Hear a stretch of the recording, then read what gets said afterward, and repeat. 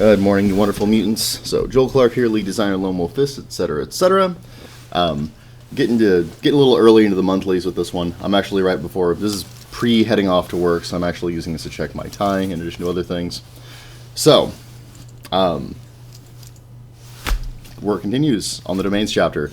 I had a couple of days there where I had off, and because I was sick, and I just kind of sat there and thought through all of the logic of how markets worked, and I thought that maybe I should tweak them a little bit. I want to say like 5 pages of just notes about like, well, what if that and what if that.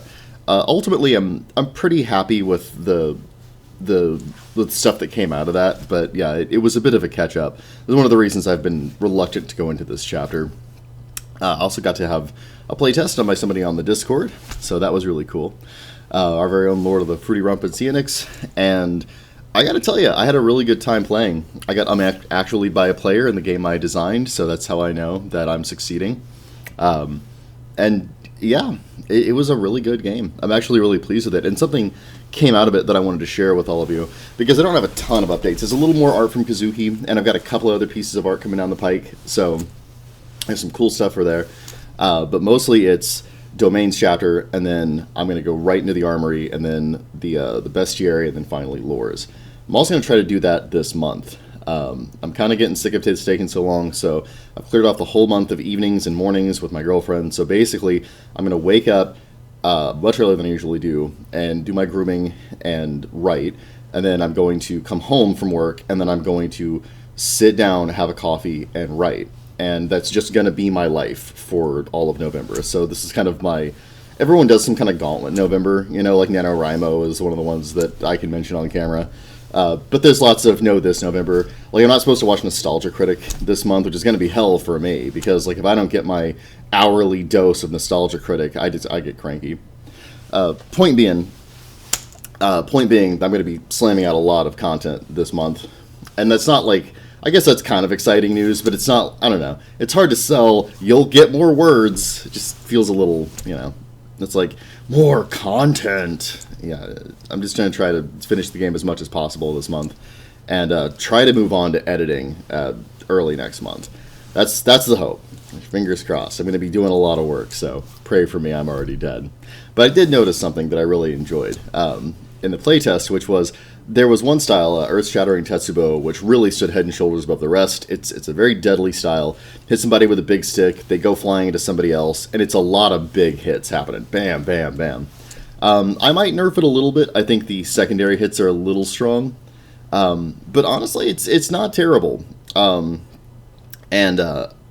thing I was able to kind of mollify everybody with, and myself included, because every time you see something like that, that's like, uh-oh, that's the one true build.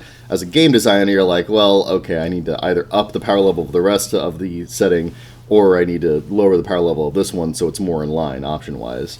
But honestly, like, and this is the moment of clarity that I've really enjoyed since then. I'm on this high.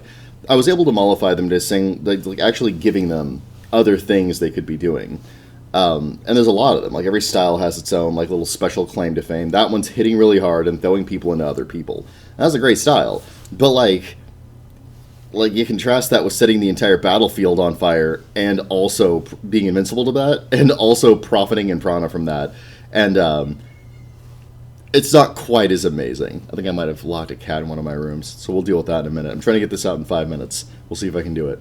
Anyway, the point I'm trying to make is, it is really freeing, this power level. Like, when you push it up all the way to nuclear annihilation, you can almost always point to that with whatever other powers you have and say, well, yes, but think about this. And scaling the powers in that way, a lot of the nitty-gritty of how you would balance them isn't quite as pressing, because everybody ultimately gets a nuclear weapon they can throw at people. And so having that central tent pole of blowing up entire cities at a time, like, everything under that feels a lot more calm. And I'm just going to call it circus design. Whenever you have a tall enough tent pole, you can put whatever you want in the circus. So this is a circus design game. Who knew? And I wanted to share that little nugget of insight with you. Anyway, that's my 5 minutes. I will post some art and see you guys next update.